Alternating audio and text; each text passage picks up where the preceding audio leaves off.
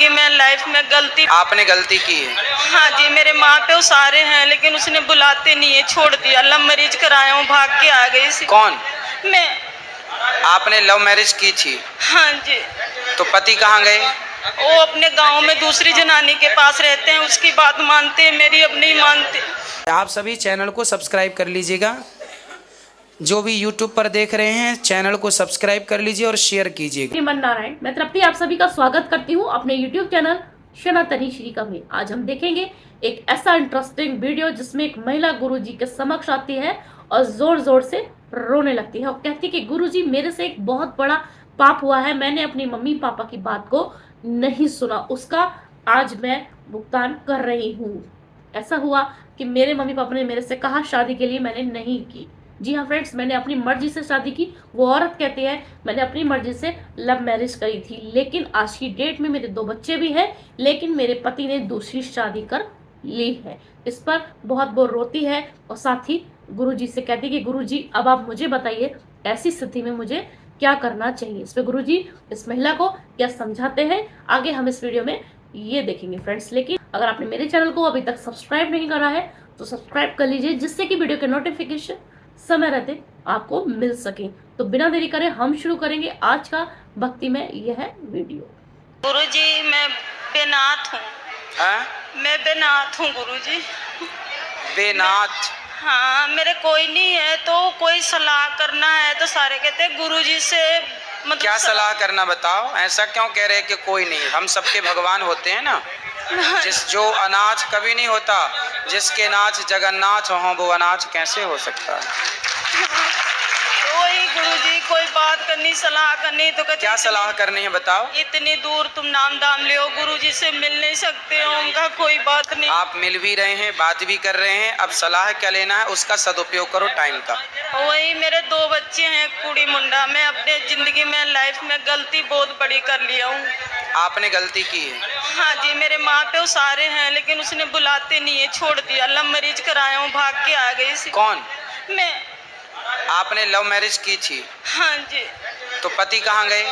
वो अपने गांव में दूसरी जनानी के पास रहते हैं, उसकी बात मानते हैं, मेरी अब नहीं मानते।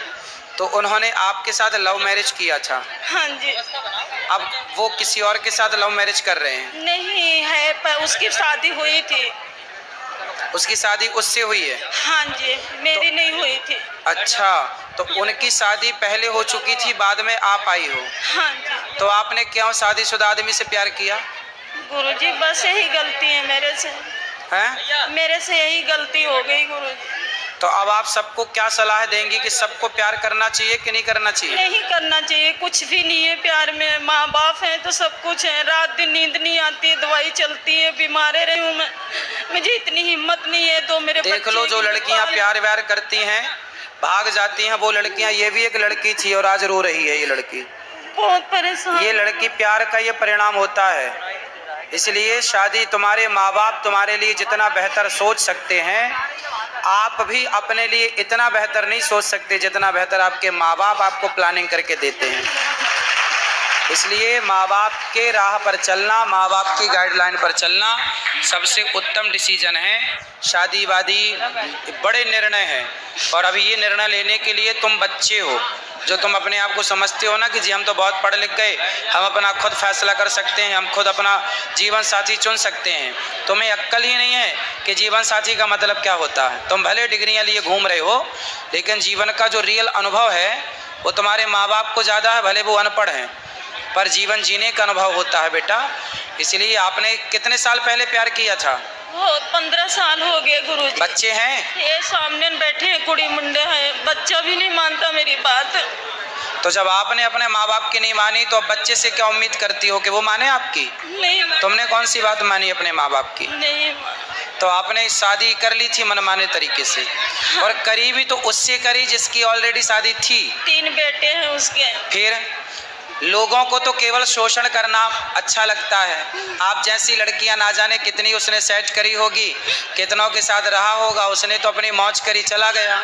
और आप लोगों को जो प्यार का भूत चढ़ जाता है ना कि हमारा वाला ऐसा नहीं होगा, तुम्हारी वाला वैसा निकला।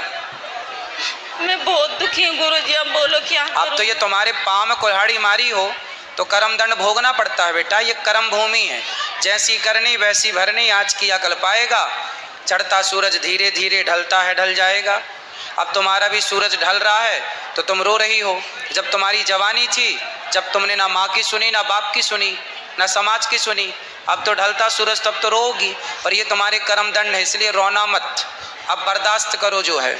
अब गुरुजी बच्चे को पालती हूँ, काष्टी व्रत रखती हूँ, चिड़िया को दाना पाती हूँ, सब कुछ कर रही हूँ। शादी नहीं हुई आपकी? नहीं गुरुजी, कोर्ट से हुई थी। कोर्ट से हुई थी? हाँ जी। तो कोर्ट से हुई थी तो फिर आप रहो उसी के साथ। आता है लेकिन शराब शरोब पीता है, फिर बातें नहीं मानता।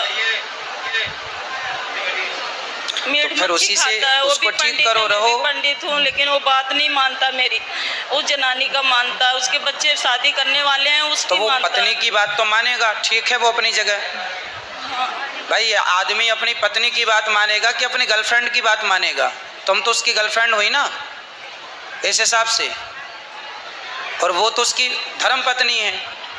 अब तुम्हारा ही माथा खराब था जो तुम्हें प्यार का भूत सवार हो गया। वो तो बोला था मैं उसको छोड़ देना, मैं तेरा साथ दूंगी। नहीं तो जब उसने बोला कि मैं उसको छोड़ दूंगा तेरे लिए, तो आप स्त्री थी, आपने क्यों नहीं बोला कि नहीं मेरे लिए तो एक स्त्री का बसा बसाया घर क्यों उजाड़ेगा, मैं ही हट जाती हूँ।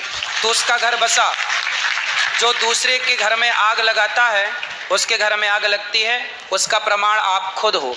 जब उसने बोला कि मैं अपनी वाली को छोड़ दूंगा, तो आपने क्यों नहीं बोला कि नहीं छोड़ भाई, क्यों छोड़ेगा? दिमाग नहीं काम किया, अब दिमाग काम कर। अब आई अक्कल? हाँ जी। सबको बताओ कि अक्कल देर से आती है, और जब आती है तब तक हाथ से सब कुछ निकल चुका होता है।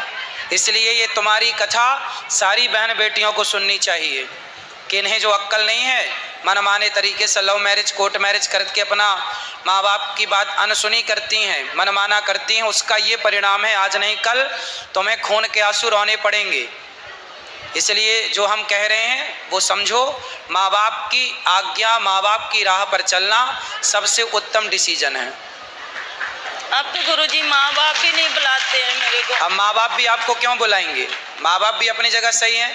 जब तुमने माँ बाप की इज्जत समाज में उछाल दी, जब तुम भाग के गई होगी, तो तुम्हारे माँ बाप का सम्मान तो बढ़ा ना होगा? नहीं, समाज ने तो उनका अपमान किया होगा।